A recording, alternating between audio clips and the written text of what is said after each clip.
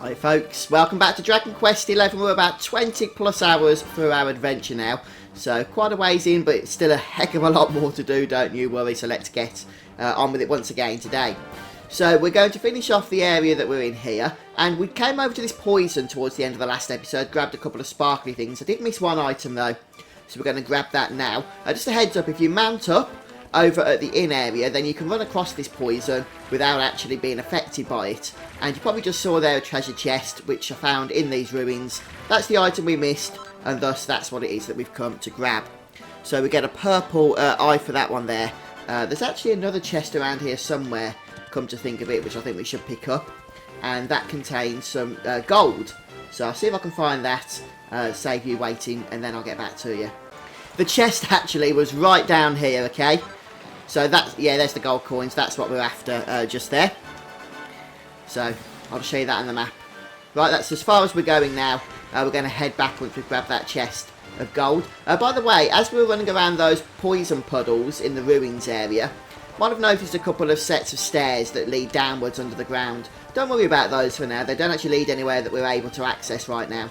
But later on we will be able to. But as of right now, just ignore those stairs. I mentioned that just in case you wondered why I wasn't going down them. Right, so now we're going to head over the bridge here. We've already looted this area, but just check some of these sparklies and that you've collected, if you've rested and stuff, have probably started to repop as well. We're going to head over into the next area now. So I'll just show you this on the map. The Tundra region, right up north at the top of the current region. And we'll head through the exit. So, as you might have guessed, there's probably going to be a few things we can loot around here. But also the next town that we're going to want to access is going to be accessible actually from this area as well. So let's have a look at the map there. We've got the ruins of Tundra along with save points down at the bottom. We've got an exit back to the Swardrust region as well down at the bottom, along with the exit we just came through, of course. We've got a campsite in the main section of this map, along with a town up north called Octagonia. Okay, so I think we've had a good look at that. Let's start exploring now. From the starting location then, we're going to just sprint all the way until the area first opens up. We can't actually access the whole of this region at this very moment anyway, by the way, guys. But a little bit later on we'll be able to. So we'll just get what we can get for now. Right where we've got this little bit of a grey patch on the map here to our south. We're going to turn around and look up at the trees because there should be a crossbow target. Yeah, there it is, look. And we will have to dismount, unfortunately, in order to get this thing. There we go. So there are obviously other crossbow targets, but for the time being, that's the only crossbow target we're currently able to access. But indeed, we can access it, so make sure we do. And I may as well go ahead and mount up again. There's a couple of new monsters, by the way, in this area as well. So just, you know, add those to your bestiary if you want to. And we should be able to climb onto some rocks.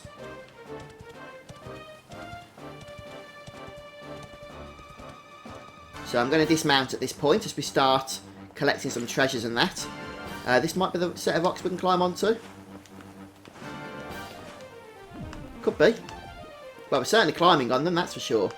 But can't really see a whole lot to access from up here, so maybe it isn't. The actual rock formation I was looking for is more in the centre of the area. It's a little bit bigger, a little bit wider, a bit more grassy than the one we just climbed up. And the reason for that is we can actually find a glimmer grass in the centre there. And what we're looking for now is one of these enemies. Yeah, there we go, look. It's a sparkly enemy.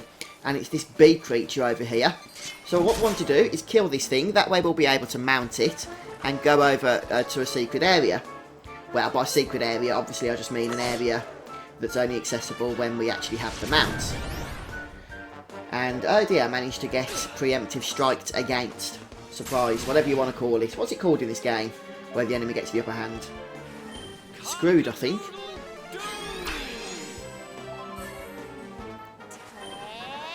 Come on, Veronica.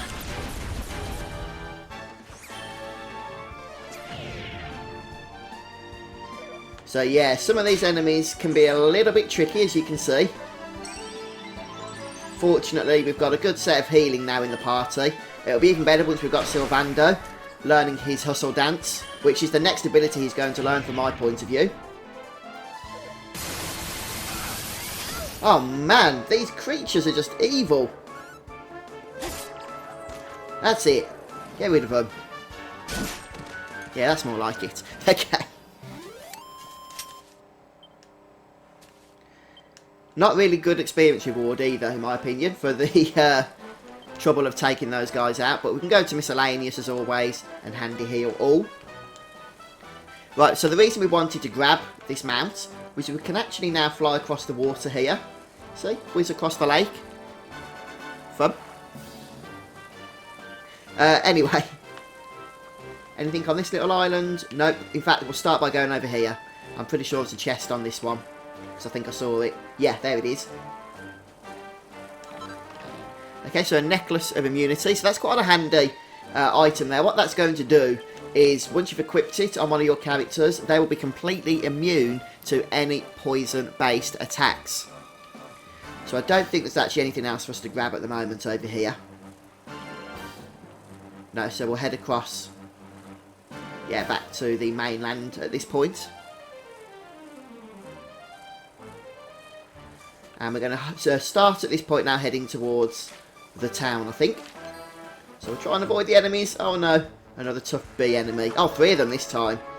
Right, if I survive this, guys, I'll see you at the end of the battle. Actually, I was able to kill those guys without even getting attacked once. So, right, let's head over to the next open area now. It makes a big difference, actually, when you get the first attack as opposed to the enemy getting the first attack. So there's one more sparkly to grab before we go ahead and enter the next town. Which looks pretty awesome, actually, doesn't it? So we drop down here, head over to the left, and there's the sparkly I was talking about, some silver ore. And now we can just go straight ahead into the town itself. There's still a few enemies I haven't killed yet, but I'll go ahead and do that a little bit later on.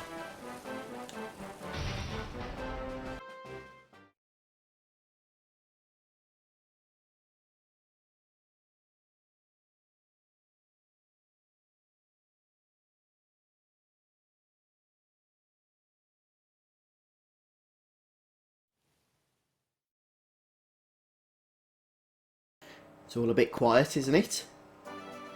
Ah, music's back. I was a bit worried then, thought something had happened.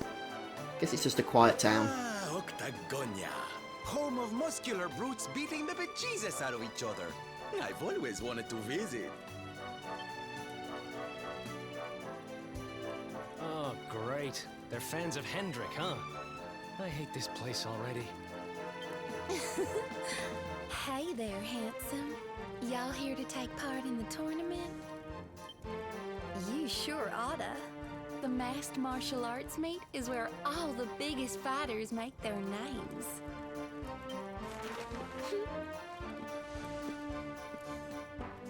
What's it say?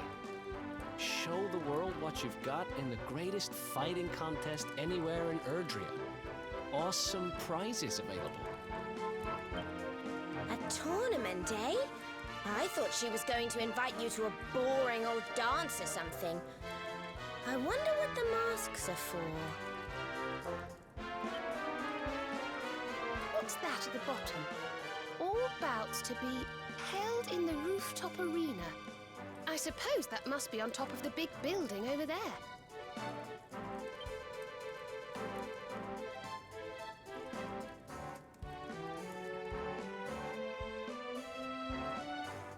Okay, so it seems to be an interesting place, and there's going to be a tournament about to start, so we'll find out more about that in due course, no doubt. But first of all, of course, it's a new town. That means new loot to go ahead and grab.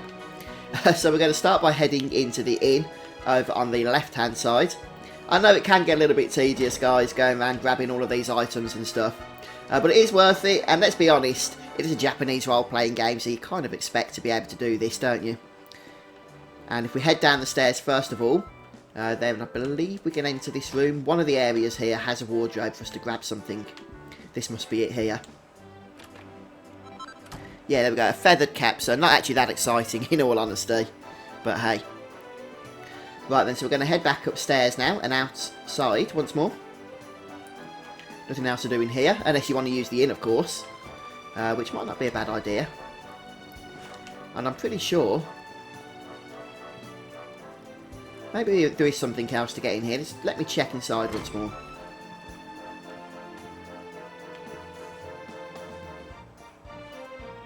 I thought there was another item. Maybe I'm mistaken.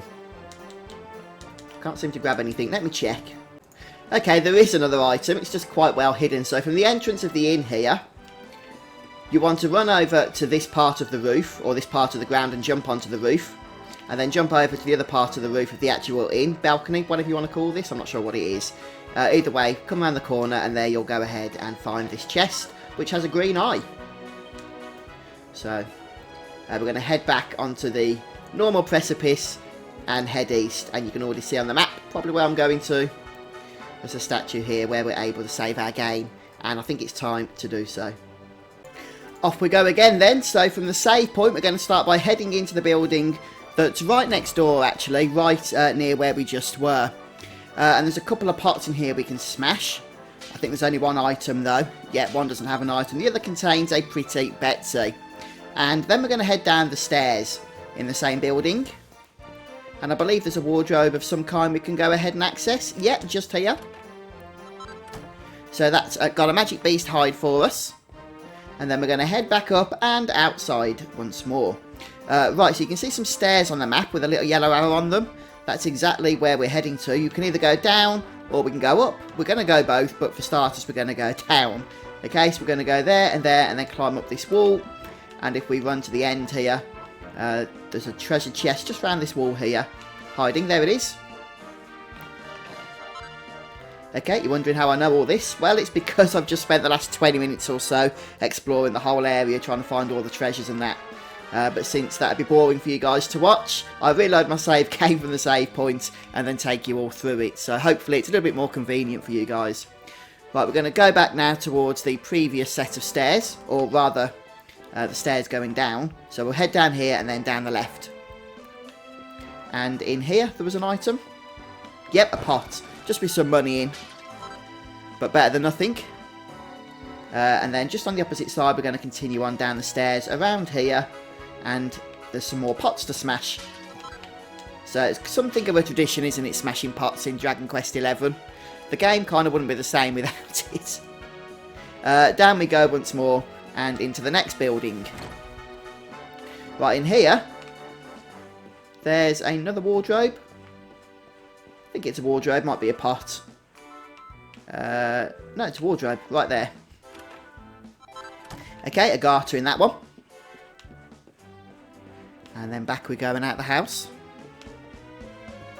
Right, so the last set of stairs here will take us to the bottom ground, or the bottom floor rather, of the area, of the town. And there's a whole bunch of shops that we can go and explore around here. But before we do that, there's actually a mini medal we can grab.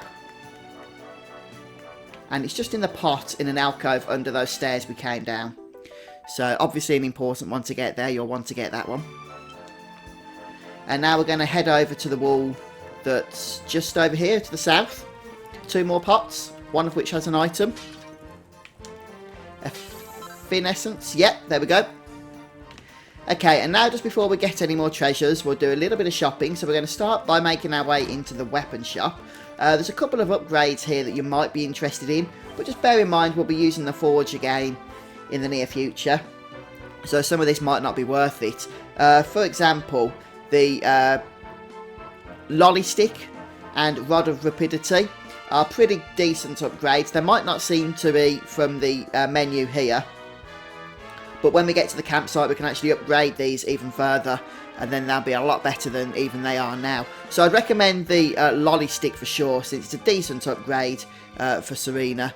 But also the Rod of Rapidity, as I said, is a decent upgrade. So may as well get both of those. Let's do it, shall we? May as well live a little dangerously. Okay, and then the Rod of Rapidity for Veronica. So we've got the gold. May as well flash it. Okay, so that's it. We'll leave the rest. The Black Blade, by the way, says it's a downgrade, but you can upgrade that at the Forge, and then that will actually make it an upgrade over what Eric is already wearing, or whatever your sword wearers are for whatever. So Anyway, let's head over now to the next shop. So we've got the armor shop just over here. And the item I recommend purchasing is the malleable mask. And I recommend getting 2 of these, 1 each for the ladies. Looks like it could do with getting one for Sylvando as well. But I'm just going to purchase 2 for now because we're actually going to be able to create these at the forge a little bit later on as well. So I don't want to absolutely go mad at this point. But I'm using the ladies quite a bit in battle at the moment, so we'll make sure they're nicely equipped. And don't forget you can go ahead and sell all your other stuff as well that you've just unequipped and not using, or whatever the case may be. Right, and finally, up north here we have the item shop. And there's one item in here that you might want to get as well. Right, this item here is the Tough Guy Tattoo. And it's a good strength upgrade, so useful for both the hero and for Eric. Unfortunately, it is 2,500 gold, which is a little bit annoying. Yeah, go on then.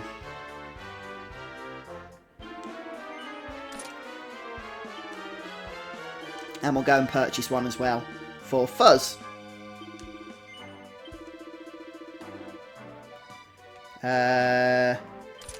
Okay. Nope, that'll do for now. I won't bother selling everything at the moment. Just wanted to show you the items that I've recommended getting. You can also upgrade those accessories as well, by the way, at the forge. And if you can, upgrade them perfectly with a +3 upgrade, then they're going to be absolutely amazing in terms of the strength that they're going to give your party members that you equip them on. Right then. Okay, so now we're once again going to start collecting some more loot. We're going to start by heading up the stairs here and entering into this building. There's one barrel we can break. Okay, Brazilian shilling in that one. And just back here we can see some crates. We can jump on these. It can be a little bit awkward, but you can do it, as you can see there. And over on the roof here we'll be able to loot an item from a treasure chest. A Star of Clarity.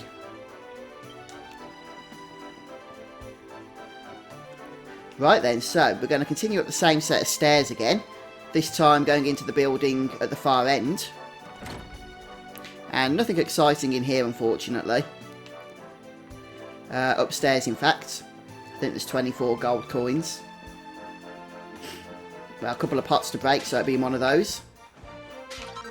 Yep, there we go. Nothing from the bookcase, which you can't actually loot anyway. I did try it. And nothing from whatever the other thing was that was next to it as well. Right, so we're going to head back now to those stairs down and then go up the stairs next to them. Right, so first things first, we can actually head into this building and use the save point. So this isn't the statue this time, this is the second save point in this town. And now we're moving into the final part of our exploration of Octagonia today. And then we'll finish up and continue on with the story in the next episode. So from the orphanage, or inside the orphanage rather, we're going to head down these stairs on the west part of the building. And that should lead to an item that we can grab over here. I think it's over here, yeah. At these barrels. So just the one there. And once we've grabbed that, we're going to head back upstairs. So quite a big building. There's a few rooms to actually go ahead and explore.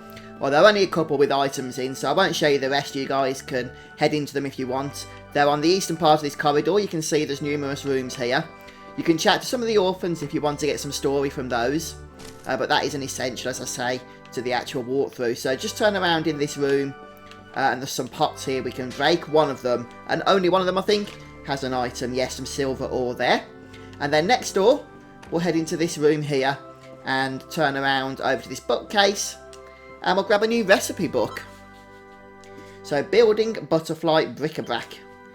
And the good thing about this recipe is we'll get a new weapon to craft for Eric. Right, so that's pretty much it for the orphanage. So we're going to head back outside at this point. And now what we're going to do is just a couple more items that we're going to want to grab. I didn't mean to fall down there, but it doesn't really matter. We're going to go and head over to the other side of the town. So back to where we first came down into this lower section. So back up the stairs here. This time though, we're actually going to head all the way up the stairs. Okay, into the upper section of the town. So this is our first time doing so. And we will be coming back later, there's a little bit more for us to get on with. But we'll just grab what we can grab now, saves doing it all at once later on. So I think there's like 3 items to pick up. This is Upper Octagonia. And there's a couple of barrels we can smash for items. So up north there's 51 gold coins. Okay, in all fairness, not all that exciting. But let's just check around here. Ah, okay. Anything here? Nope, I thought that was one of the other barrels, but it wasn't. So we'll just sprint around to the next outer section here. And I think around these crates there might be one hiding. Yep. Okay, some fairy fluff. We're also going to speak to this NPC here, and she's going to give us some puff puff. So same as before with some of the other female NPCs that have done this for us.